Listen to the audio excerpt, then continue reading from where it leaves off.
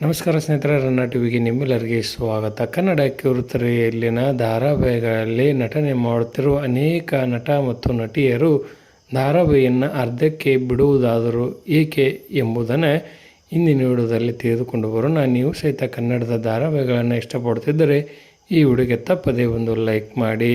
ಕನ್ನಡದ ಧಾರಾವಾಹಿಗಳಲ್ಲಿ ಅನೇಕ ಪೋಷಕ ಪಾತ್ರಗಳಾಗಲಿ ಪ್ರಮುಖ ಪಾತ್ರಗಳಾಗಲಿ ಧಾರಾವಾಹಿಯನ್ನು ತೊರೆಯುವುದಕ್ಕೆ ಅಸಲಿ ಕಾರಣವಾದರೂ ಏನು ಎಂಬುದನ್ನು ತಿಳಿಯೋಣ.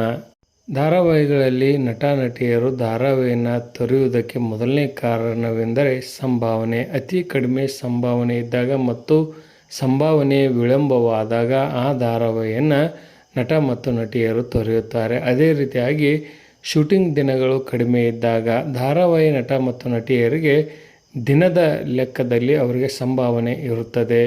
ಯಾರಿಗೆ ಕಡಿಮೆ ಇರುತ್ತದೆಯೋ ಅಂಥವರು ಧಾರಾವಾಹಿಯನ್ನು ಬೇಗನೆ ಬಿಟ್ಟು ಬೇರೆ ಧಾರಾವಾಹಿಗಳಲ್ಲಿ ನಟನೆ ಮಾಡಲು ಬಯಸುತ್ತಾರೆ. ಇನ್ನು ಅದೇ ರೀತಿಯಾಗಿ ನಿರ್ದೇಶಕರಿಗೆ ಮತ್ತು ನಟ ನಟಿಯರಿಗೆ ಏನಾದರೂ ವೈಮನಸ್ಸು ಉಂಟಾದಾಗ ಅವರು ಧಾರಾವಾಹಿಯನ್ನು ಬಿಡುತ್ತಾರೆ. ಇನ್ನೊಂದು ಪ್ರಮುಖ ಕಾರಣವೆಂದರೆ ಮತ್ತೊಂದು ಭಾಷೆಯಲ್ಲಿ ಅಥವಾ ಮತ್ತೊಂದು ವಾಹಿನಿಯಲ್ಲಿ ಒಳ್ಳೆಯ ಅವಕಾಶ ಸಿಕ್ಕರೆ ಮಾಡುತ್ತಿರುವ ಧಾರಾವಾಹಿಯನ್ನು ಅರ್ಧಕ್ಕೆ ಬಿಟ್ಟು ಹೋಗುತ್ತಾರೆ. ಮತ್ತೊಂದು ಕಾರಣವೆಂದರೆ ಕೆಲವೊಂದು ನೆಗೆಟಿವ್ ಪಾತ್ರಗಳು ಆ ನಟ ಮತ್ತು ನಟಿಯರಿಗೆ ಪ್ರೇಕ್ಷಕರಿಂದ ಕೆಟ್ಟ ಅಭಿಪ್ರಾಯಗಳು ಬಂದಾಗ ಆ ಧಾರಾವಾಹಿಯನ್ನು ಅವರು ತೊರೆಯುತ್ತಾರೆ.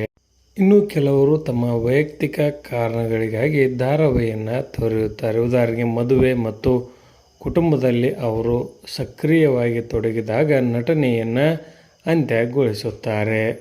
ಇದರ ಬಗ್ಗೆ ನಿಮ್ಮ ಅನಿಸಿಕೆಯನ್ನು ತಪ್ಪದೇ ಕಮೆಂಟ್ ಬಾಕ್ಸಲ್ಲಿ ತಿಳಿಸಿ. ಧನ್ಯವಾದಗಳು. ನಮಸ್ಕಾರ.